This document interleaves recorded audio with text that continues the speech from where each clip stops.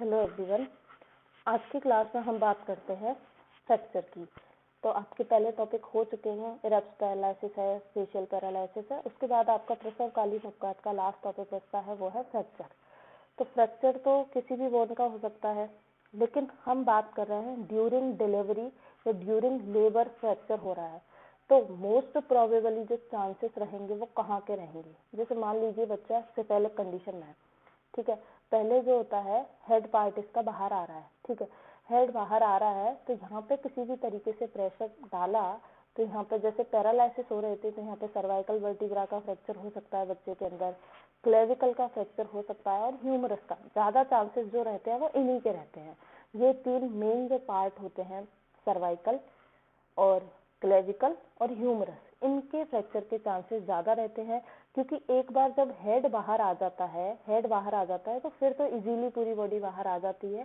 केवल हेड को बाहर निकालने में बहुत ज्यादा प्रेशर लगता है, इसीलिए उस प्रेशर की वजह से बच्चे की बोन जो होती है वो फ्रैक्चर हो सकती हैं। तो सबसे पहले हम बात करते हैं सर्वाइकल फ्रैक्चर। तो सबसे पहले देखिए, it is most common fracture during labour process. अगर ज्यादा से ज्यादा चांसेस अगर फ्रैक्चर के रहते हैं तो वो किसके रहते हैं, सर्वाइकल वर्टिब्रा के फ्रैक्चर के रहते हैं। सबसे ज्यादा होने वाला फ्रैक्चर लेबर के टाइम पे कौन सा है, सर्वाइकल फ्रैक्चर। याद रखना ही है बात। नियोनेटल्स बोन आर सॉफ्ट, क्योंकि देखिए इनमें अस्थि धातु अभी ढंग से बनी नहीं है, बेचारों की बोन थोड़ी बहुत बन गई है, सॉफ्ट ही होती है बोन इनकी भी। जो एक एडल्ट की बोन की आप कंपेयर करो, आप एकदम नियोनेट की बात करो, 1-2 दिन वाले बच्चे की बात करो बोन की, तो सबसे ज्यादा हार्ड बोन किसकी मिलेगी आपको, युवा की मिलेगी। और बच्चे की बोन उसके कंपैरिजन में बहुत ज्यादा सॉफ्ट रहेंगी। तो neonatals bone are soft, so if there is any pressure और trauma on the bone it may be fracture. क्योंकि बोन में फ्रैक्चर किस वजह से होगा कि जैसे मान लो ये कोई बोन है और आप इस पर प्रेशर लगाए जा रहे हो तो कभी तो टूटेगी ये।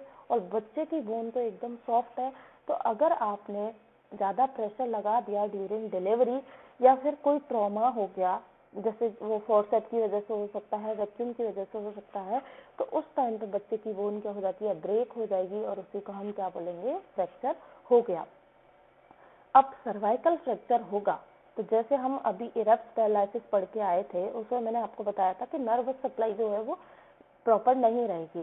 तो वही सेम चीज होगी, क्योंकि सर्वाइकल का फ्रैक्चर होगा तो नर्व भी जो है वो प्रेशराइज होंगी, उस वजह से हैंड मूवमेंट जो है वो रेस्ट्रिक्टेड रहेंगे। कहीं का भी फ्रैक्चर होगा उसमें पहली चीज तो यही होगी कि उस बोन के सारे मूवमेंट रेस्ट्रिक्टेड हो जाएंगे, चाहे वो फ्रैक्चर फीमर का हो, टिबिया का हो, रिब्स का हो, किसी का भी हो, उस बोन के सबसे पहले मूवमेंट नहीं हो पाएंगे। और क्या होगा, फ्रैक्चर होने पर पेन ऑन टच, जैसे ही आप बच्चे को टच करोगे उसको पेन होगा, ठीक है। क्रैकिंग साउंड सुनाई देगी, क्योंकि वर्टिब्रा तो सर्वाइकल वर्टिब्रा तो बहुत छोटी छोटी है, ठीक है, बहुत छोटी छोटी है। ये फ्रैक्चर होंगी, आपको साउंड सुनाई देगी, क्रैकिंग साउंड। स्वेलिंग रहेगी सर्वाइकल रीजन पे और रेडनेस रहेगी फ्रैक्चर होने की वजह से, क्योंकि वहाँ पे तुरंत ही क्या होगा, इन्फ्लामेशन शुरू हो जाएगा, उसकी वजह से यहाँ पे स्वेलिंग और रेडनेस आपको देखने को मिलेगी। मोरो रिफ्लेक्स मैंने आपको इरप्स पैरालिसिस में ही बताया था, वहां भी एब्सेंट मिलेगा और यहाँ भी क्या मिलेगा, एब्सेंट मिलेगा, क्योंकि नर्वस सप्लाई क्या रहेगी, डिस्टर्ब रहेगी, इसकी वजह से मोरो रिफ्लेक्स इनके अंदर क्या मिलेगा, एब्सेंट मिलेगा।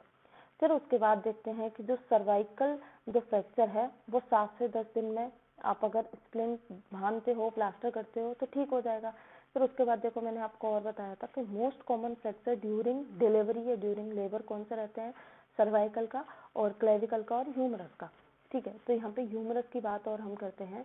तो यहाँ पे ह्यूमरस फ्रैक्चर जब होगा तो आपको क्या करना है, पता चल गया कि ह्यूमरस फ्रैक्चर हुआ है तो डायरेक्ट ट्रीटमेंट की बात करते हैं कि शोल्डर एंड चेस्ट पर आप ट्राईएंगुलर क्या बांधोगे, स्प्लिंट बांधोगे, प्लास्टर बांधोगे और 2 से 4 वीक में आराम आ जाएगा।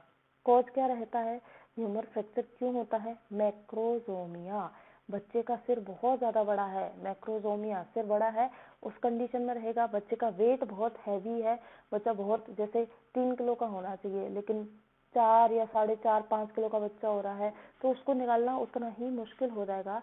उस टाइम पे प्रेशर पड़ने की वजह से ह्यूमरस का फ्रैक्चर होने के चांसेस ज्यादा रहते हैं।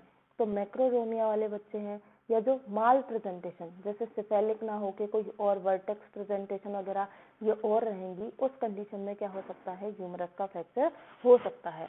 तो इसमें हमें क्या करना है कि आपको पता है बच्चे का फ्रैक्चर हो रखा है, तो बच्चे को बहुत, अगर आप उठा भी रहे हो तो बहुत आसानी से, बहुत केयरफुल होकर आपको उठाना है, या फिर उठाना ही नहीं है, बहुत कम उठाना है। जैसे कि गोद में उठा रहे हो तो नहीं उठाना है, कोशिश कीजिएगा नहीं उठाना है। दूसरा क्या देंगे, एंटी इन्फ्लामेटरी देंगे, पेन किलर देंगे, क्योंकि हम अब भी पढ़ के आए हैं कि यहाँ पे क्या रहेगा, स्वेलिंग हो रही है, रेडनेस हो रही है इन्फ्लामेशन की वजह से, पेन भी बच्चे को हो रहा है, तो ये दोनों ही ट्रीटमेंट हम उसका शुरू करेंगे और 2 से 4 वीक तक हम उसमें क्या बांधेंगे, स्प्लिंट बांधेंगे। तो ये जो है वो फ्रैक्चर का आपका ट्रीटमेंट रहेगा। कोई भी क्वेश्चन, यहाँ से कोई भी क्वेश्चन नहीं आएगा, कभी नहीं पूछा गया और पूछेंगे भी नहीं, क्योंकि और भी अच्छे अच्छे टॉपिक हैं पूछने के लिए। तो एक बार रीड कीजिएगा और थोड़ा कॉन्सेप्ट याद रखिएगा कि कोई भी बोन का फ्रैक्चर होगा तो वहाँ स्वेलिंग होगी, रेडनेस होगी, पेन होगा, ये 3 चीज़ तो होंगी। दूसरा, हम ट्रीटमेंट में हमेशा स्प्लिंट या प्लास्टर का यूज़ करेंगे ही करेंगे। तो मैक्सिमम जो प्लास्टर किया जाता है वो 2 से 4 वीक, ये बात बोलूँ मैं, 15 दिन या 1 महीने के लिए किया जाता है। तो इजीली आप लिख सकते हो, और जहाँ का फ्रैक्चर हो रहा है वहाँ की बोन का आप नाम डाल दो, तो आपको रटने की या बहुत ज़्यादा लोड लेने की ज़रूरत नहीं है, ये टॉपिक आप इजीली कवर अप कर सकते हो।